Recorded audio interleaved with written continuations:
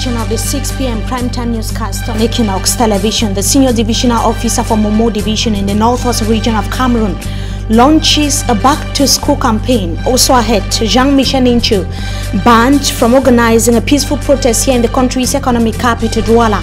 But the Member of Parliament of the Social Democratic Front has maintained that it must take place come September 15, 2018. In the second part of this newscast, we are going to be joined by the President of the AYAH Foundation and spokesperson of the AYAH family, AYAH AYAH Abine. Is just coming back from Nigeria, is going to be telling us about the situation of Cameroonian or English-speaking refugees that are in neighboring Nigeria. Those are headlines. We shall be right back with the details. Stay with us.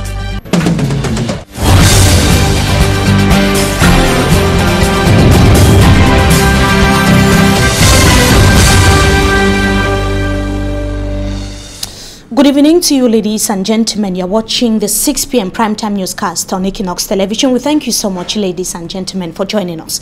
Let's begin right away in politics. The Social Democratic Front Party is currently holding its next meeting in the nation's capital, Yaoundé. The meeting is grouping party heads, officials of the said political party, and members of the National Executive Committee of the Social Democratic Front.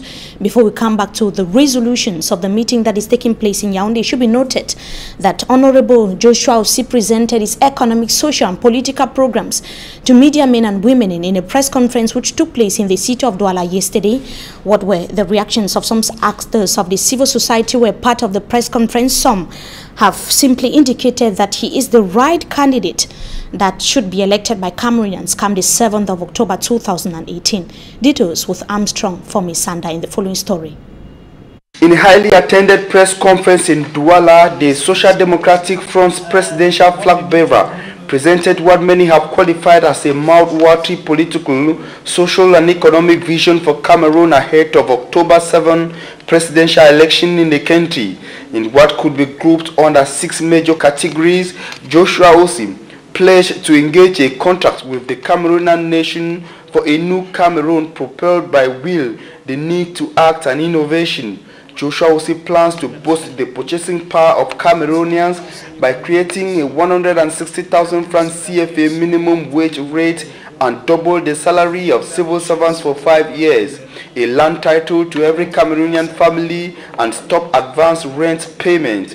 He believes Cameroonians need decent work and so plans to create funds to guarantee youth entrepreneurship. He equally pledged free education at some levels in public schools and multiple scholarship schemes to give equal chances and opportunity to Cameroonians irrespective of their socio-political standings. On the form of state and a new Cameroon in diversity, Joshua Osi proposed a 10-state federation and under which he will relocate some structures to where they are most needed. He also has plans to delocalize the Central Regional Headquarters from Yaoundé to any other town within the Central Region. Osi plans to give power and force to the local population. He will create a federal currency, federate defense, natural resources, higher education, justice, telecommunication, police, citizenship, finance and school curriculum. He believes an inclusive government entails institutional reforms, which is what he will do with steps such as that to close the National Advanced School of Administration and Magistracy in Nam. Civil society actors and analytical journalists present at the event, like Ako John Ako and Prince Joel Mokake, said Osi Joshua's manifesto addresses the need of Cameroonians. I find the program of Joshua Osi pertinent. At the beginning, when he presented the program, I thought it was just an ambitious program, but when he started taking questions from the journalists, I equally realized that the candidate Joshua Osi mastered very well what he has presented on paper and that he has given Cameroonians a lot of hope.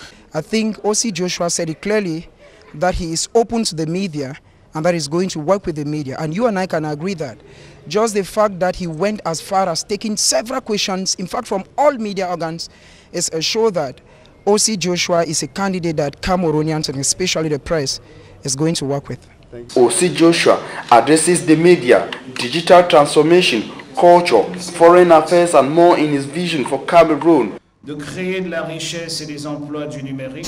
And in what many have so far described as show of strength between Yang and Jiang here in the country's economic capital Douala, Jean-Michel Nincho, the littoral regional chairman of the Social Democratic Front, says that he would continue with his planned protest march despite the ban imposed on it by Jean-Marie Chakwi, that is the divisional officer for the Douala 1 subdivision. Honorable Jean-Michel Nincho called for the protest demonstration that was due to take place on the 15th of September 2018 to protest the presence of polling stations in military barracks and palaces here in the city of Douala. Let's have the details in the following report. Pour le cas d'espèce, je crois que la meilleure façon de nous faire entendre, c'est de manifester. Jean-Michel Nincho has said that he would ignore a decision by the divisional officer for Douala 1 banning an SDF planned protest scheduled for September 15th, 2018. Manifester un droit constitutionnel, et ce n'est pas un sous-préfet qui va nous empêcher de jouir de ce droit. The SDF Littoral Regional Chair remained categorical that the peaceful demonstration would go on as planned, describing the move by Jean-Marie Chakwi as unconstitutional. Je dois vous dire que je n'ai pas été notifié, donc c'est vous qui m'apprenez que ma manifestation a été interdite. Je suis extrêmement surpris. Jean-Marie Chakwi, due for Douala 1 in the release, restricting the protest, said that the move was a threat to public order and called on the Social Democratic Front heads to channel their grievances to the right headquarters. Le sous-préfet de Douala 1er, qui est décidément récidiviste en matière d'interdiction, ne peut pas. But Jean-Michel Nincho has accused the duo of abuse of power, stating that it does not matter where the protest takes place. Son rôle, n'est-ce pas, c'est de prendre acte. The local administrators and police officers have as duty to accompany the demonstrators and prevent them from derailing from their initial objective, Jean-Michel Nincho added. Encadrer la manifestation pour qu'il n'y ait pas de trouble à l'ordre public. The SDF was to protest against the presence of some 16 polling stations in military barracks and palaces in the city of Douala. Less than 20 days to the day of the protest, another battle line has just been drawn between the two Jiangs in Vuri division of the littoral region. This is not the first time that a public demonstration by the Social Democratic Front, organized by Jean-Michel Nincho, is being banned by Jean-Marie Chakwi. And on a rather sad note, the industrialist, business tycoon and elite Foan Tonla Kajide Futso is no more. He died last night in a hospital in Johannesburg, South Africa after a long illness. Kajide Futso is president, founder and owner of the UCB brewery industry. He hails from Bana, Opankam division of the West region of Cameroon, where he has been mayor until his death. Kajide Futso died at the age of 95. It should be noted that he was mayor, as I indicated, of Bana subdivision, his hometown, and is one of Africa's greatest industrialists. The company he owns, that is the UCB brewery industry, controls a little over 15% of the country's beer market. We certainly will be telling you more on that in our subsequent newscast. Now traveling to Kwakwa, that is a village in Bonge subdivision, Meme of the Southwest region of Cameroon, is now possible. That is according to the senior divisional officer for Meme division, Tundong Chamberlain. He was speaking as he began distributing some different items destined to internally displaced persons in Kumba. The event was attended by a handful of internally displaced, as Manjikan Gabriel tells us in the following report. It was at the amusement park in the Kumba 1 municipality that the senior divisional officer for Meme, Tundong Chamberlain, met with some of the internally displaced persons suffering as a result of the ongoing Anglophone crisis. Before the few who turned out, Tundong Chamberlain had these comforting words for them. Fear continue to disturb many of you. You should not fear. The area is seriously secured. Even those who are coming from various quarters, you can realize together that we have increased security in town and even in some villages. those who are now going to Kwakwa. The senior divisional officer was delighted after the exercise. When the head of the nation is aware that we are suffering and decide to send support to the affected person, me like the first citizen of the division, I am very happy. He also used the opportunity to send across this message. Those who are afraid to come, you see, all those things are for them. They have just to come here, Town Green, come and collect their own share. The head of state is our father, and he is taking care of all the children. That is why we send this particular gift to my population in the The items distributed included mattresses, buckets, sleeping blankets, and a host of other items. The beneficiaries were also happy. Help us to cover ourselves, to use the loan to cover ourselves. As the Jew gives her like because all of us suffer. We go for Nigeria hungry. Now I'm because I can't be toy for Kumbaya. Kumba, should be recalled, has also been hit by the ongoing Anglophone crisis, with several lives lost and properties destroyed. And on to another related story. Some displaced persons in Momo division of the northwest region of Cameroon have benefited from the humanitarian aid meant for internally displaced persons fleeing some conflict-hit localities in the northwest and the southwest regions of Cameroon. But the Muslim community were the prime beneficiaries of the first phase of the distribution exercise. Mbostella in the following report is going to be telling us that other displaced persons have been told to notify the DOs in their respective localities. Details in the following story. Over 6,000 people forced to flee their homes in Momo division of the Northwest region are living in internal displacements within and without the division. For every individual displaced due to the crisis, there exist stories of fear due to direct threats to their personal safety and security. We noticed that the place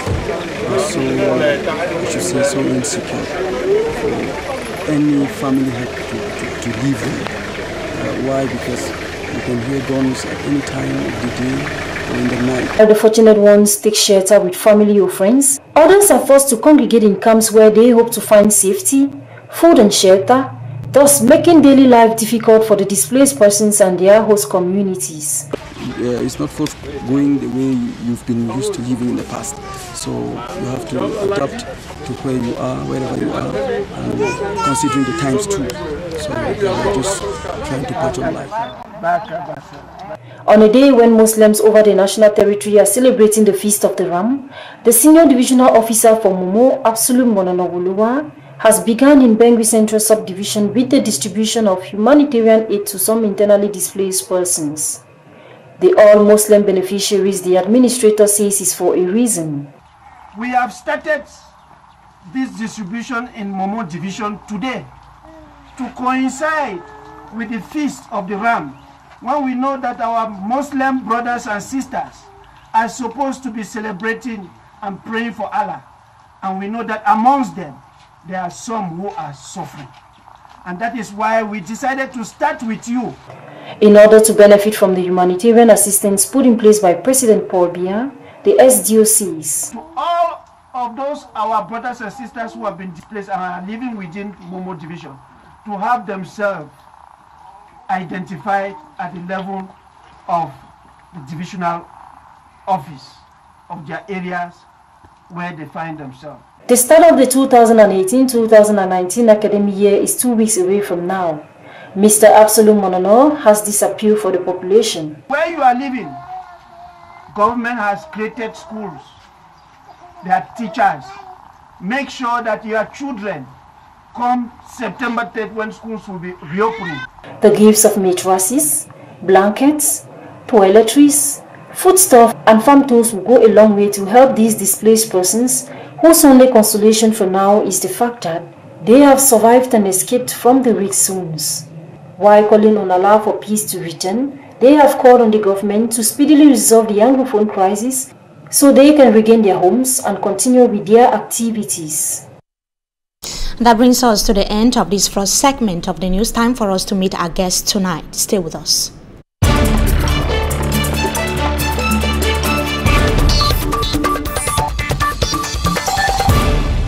We announced some few minutes ago that we are going to be joined by the spokesperson of the AYAH family and president of the AYAH Foundation, Mr. AYAH AYAH ABINE. Good evening to you, sir. Thank you for joining us tonight once again on Talking Point. Thank you. Thank you very much, Mimi. You know how great I feel when I'm by you.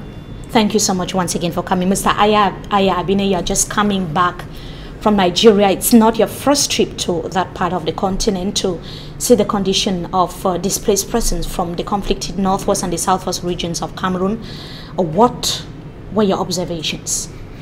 Yeah, it's the 5th trip in 6 months. We thank God for the graces.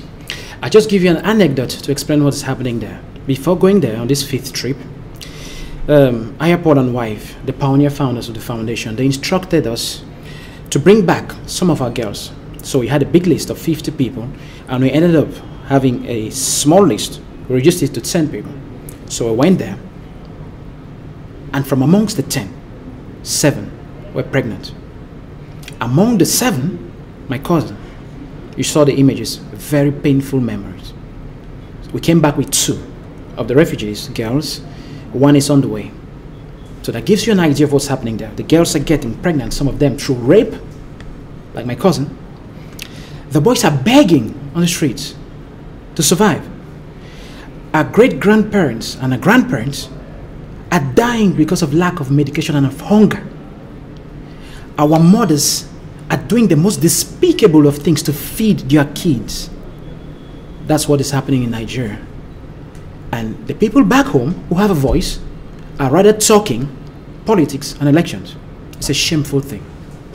So after going there and meeting these people, you've talked about their deplorable living conditions.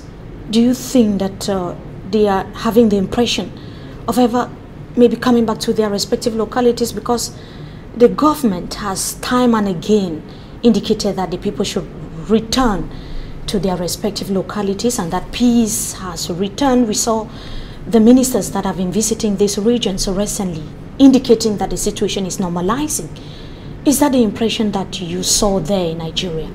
How do people return to their localities when their houses have been burned down to ashes? How did they return to those same places when they have those memories of some of their family members burnt in houses?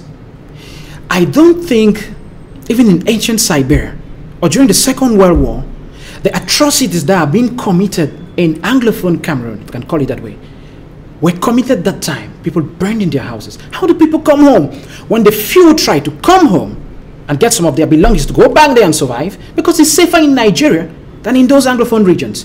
How do they come when some of them who come are shot? We're told of a refugee who came into EQUINOXE to buy some foodstuff, and when they discovered he was a refugee and had a refugee card, he was arrested.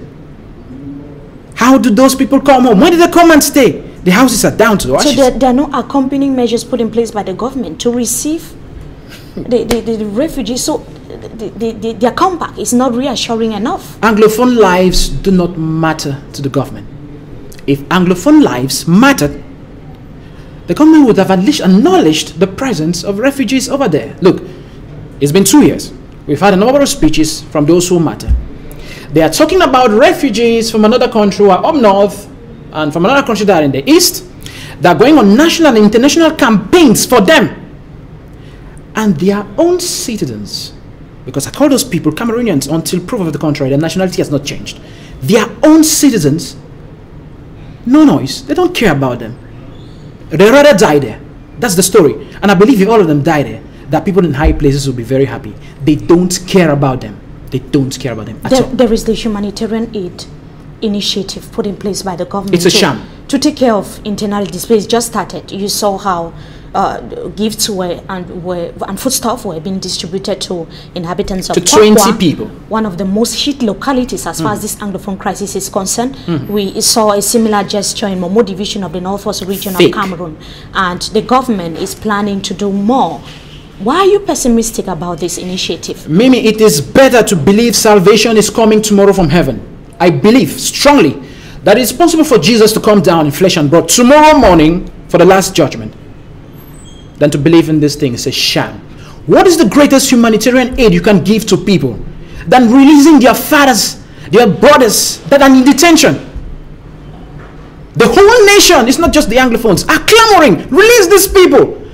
Can you think of the stress that a mother, a sister, a brother is going through? Going to detention 3 times a day. My dad was locked up when he was kidnapped by people, forces of law and order, locked up for 8 months. I know what it means. Going to detention 3 times, 4 times a day, feeding your dad, feeding your brother, feeding your mom. What greater relief can you give to a people than releasing your people that are in detention? They won't even need those things again, if at all they're even destined towards them. And you talk of humanitarian aid. The greatest thing that can be done is a ceasefire. So what are you doing? You're calling the hen is coming, you're giving him granules and whatever, corn and whatever, those grains. And when he comes very close, you get the kids and you kill them. The hen goes away. You send some more grains, you feed it very fat, so that you put to bed, bring more kids, comes and you kill them. The greatest thing that can be done is a ceasefire. You can't be killing people, burning people in the houses, and you're giving them corn. It's a shame. It's disgraceful. Mr. Ayah Ayah, the United Nations High Commission for Refugees is equally in Nigeria, preoccupied about the situation of Anglophone refugees in Nigeria, like you earlier indicated. When you go there, what is your evaluation of the relief, supplies, aid from the UN, HCR so far to the displaced persons, to the refugees? There are a number of places I've gone to that the UN has not stepped foot there, or when they've come in their luxurious air-conditioned cars, possibly to just come and get some images and whatever. They're trying. But it is far from, very far. I'm not sure they're providing 3% of the relief that is needed. I don't know their reasons, but I believe if they can cut down, it's just like what the government is doing. If they can cut down their expenditure on luxury, just the air conditioning in your cars, it can get sleepers for those kids that have sleepers. Okay, I went to Benue State. There I was stopped by them from giving food to our people. They stopped me. We didn't understand why. They made some calls and said we cannot give food. We need to go and ride to Abuja and wait for Abuja to authorize us to go and give our people food in Benue. And while they were saying that, my cousins, kids, they were running from the camps. They heard we had come. They came and embraced me, and I told them, look, these are even my cousins here. They said, no problem. Even though you're your cousins, you need to ride to Abuja to get permission from Abuja. Did you finally accomplish your mission? No, they sent me back. Okay. So I delivered nothing to Benue State. A shame. And my aunt is there. Person who, I can say, brought me up and took care of my dad when he was growing. His sister, direct sister, in that camp, Mami Sofina, she's there with those kids. And look at the people they're taking care of. Mr. Ayah Ayah, the problem is there. It has been going on for several months now. We are now seeking for solutions.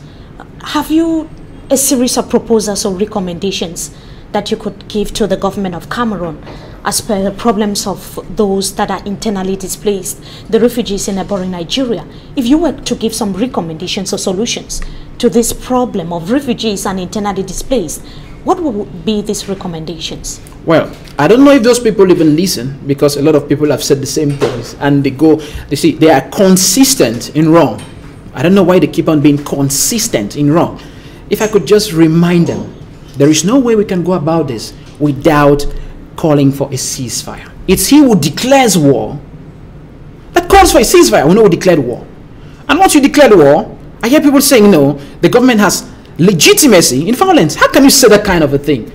Anyway, that's for them. Once you declare war, you recognize that there is somebody. If it's you, they just send some 2 people to come and pick you up, you and me. But they declare war, so they have recognized that there is some big body opposing their whatever on the other side. So they have to declare a ceasefire. Ceasefire! Ceasefire! And withdraw the troops. We don't need the troops there.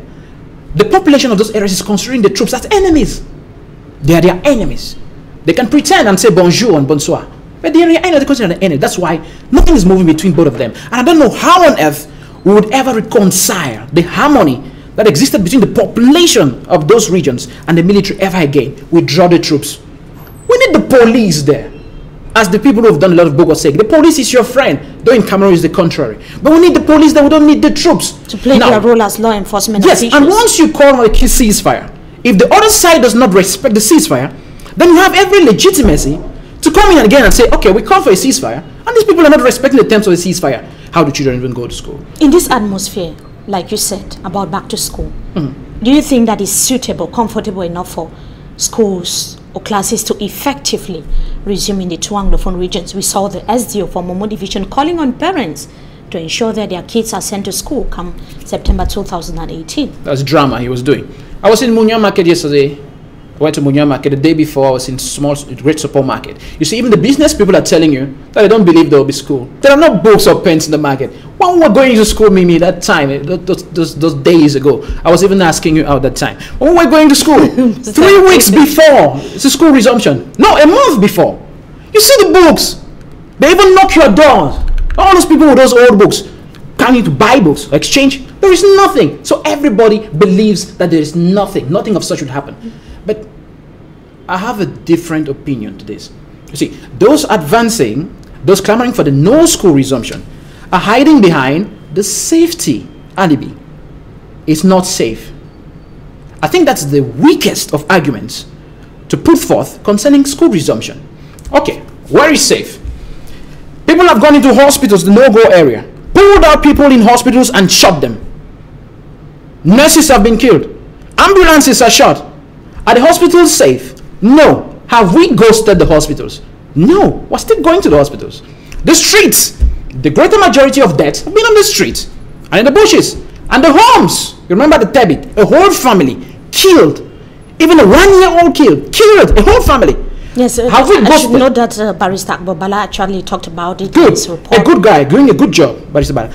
Have we ghosted the homes? No. Have we ghosted the streets? No. Are they safe? No. The churches, the no-go area, men of God have been killed. The churches have been attacked. One of them, to the knowledge, has been burned. So what can be done? I'm coming. So, are the churches safe? No. Are people going to church? Yes. So, the safety complaint is the weakest complaint you can put forth to say people should not go to school. I prefer saying this. We are humanitarians. We are about saving and preserving lives and improving on human lives. So we can only say education for everybody. What do I mean? Those in the bushes need education. It's not just education for those in towns and those in the French-speaking part. Those in the bushes, education for them. Those in the refugee camps, they need to come back and go to school. Those in detention, my good friend Babila, a young guy, he was picked up and just taken to Kondengi. What's this crime? I don't even know. He too student. He needs to go to school. And those, all of them, Mr. Yuktabe, his cabinet had said, the manchos, the parents and all that, they are parents. They need to be out of detention to send their children to school. That remains the question, right? When there is a ceasefire, there's going to be possibility everything for classes. Will be possible. Thank you so much, Mr. AYAH AYAH Abine, for joining us tonight on Talking Point due to time constraints. Obviously, we'll get to talk about this more and more in our subsequent newscast. Thank you so much for traveling all the way from Yaoundé to come and talk about this situation of the refugees and internally displaced. Thank you so much. It's always a wonderful thing to be by you. Thank you so much to our viewers. It was equally a pleasure having you with us in this edition of the Primetime Newscast on Equinox Television. Wishing you a blessed stay in the company of our programs. Until we meet again, goodbye.